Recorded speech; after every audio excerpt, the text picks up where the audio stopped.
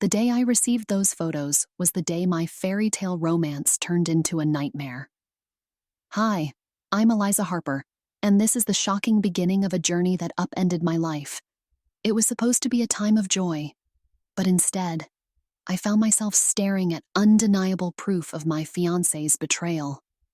Every image, a stab to my heart, and they were just the beginning. As I pieced together the lies, my dream wedding crumbled around me. This is the raw, unfiltered story of love, deception, and a wedding that was never meant to be. Chapter 1.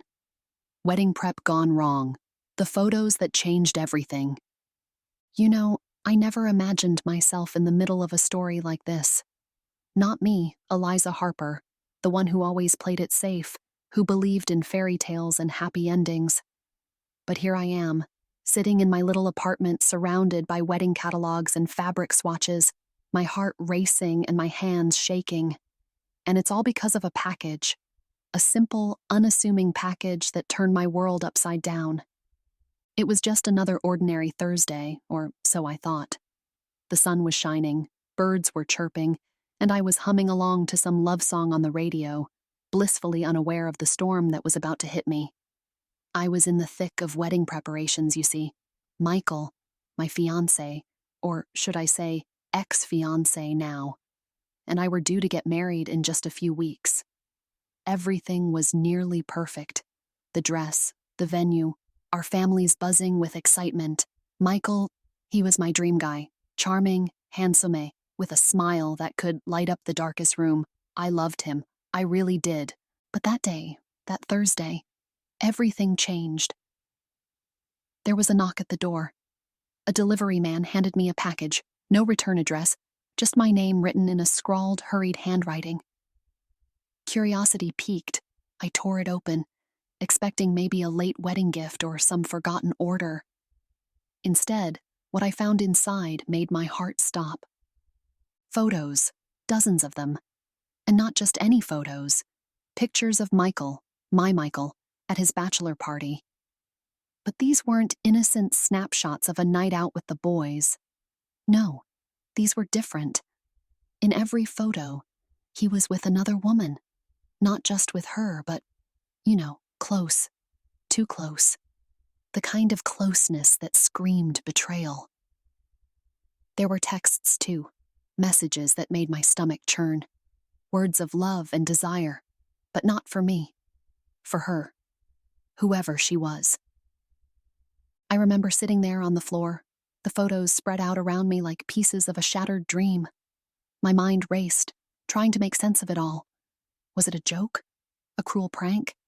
But deep down, I knew. The truth was staring me right in the face, and I couldn't look away. The worst part, the absolute worst part, was the timing. This was supposed to be the happiest time of my life. Our wedding was just around the corner. Invitations sent, vows written, a future planned. And now? Now it was all crashing down around me. I felt like I was in one of those dramatic romance novels, the kind with torrid affairs and heart-wrenching betrayals. Except this was my life, not some fictional characters. And it hurt. God, it hurt so much. So what did I do? I cried. I screamed. I threw things. I went through all the stages of grief in the span of an hour. Denial, anger, bargaining, depression, acceptance. That was a long way off. The images haunted me, each one a dagger in my heart. Michael's face, his touch, our memories together, they all felt tainted now. But amidst the storm of emotions, a plan began to form. I needed answers. I needed to know why. Why he did it. Why he lied. Why he shattered our future together. And I knew just the place to confront him. My bachelorette party. It was happening in 2 days. Perfect timing, right? The party was supposed to be a celebration, a night of fun and freedom. But now, it was going to be my battleground. I was going to confront Michael face to face. I needed to see his eyes when he tried to explain this away. I needed to know if there was any love left, any shred of the man I thought I was marrying. And so, as I sit here, surrounded by the ruins of my once perfect life. I can't help but feel a spark of something. Anger, determination, maybe a bit of both. I'm not going to be the victim in this story. No, I'm going to take control. I'm going to find out the truth, no matter how painful it might be. But as I plan my confrontation, as I steel myself for what's to come, there's a part of me that's terrified. Terrified of what I might learn, of what it might mean for my future. This isn't just about a ruined wedding anymore. It's about me, Eliza, and who I am going to be after all this is over. So, here I am, on the eve of what might be the most important night of my life, a night that could change everything. Again. And the only thing I know for sure, nothing will ever be the same.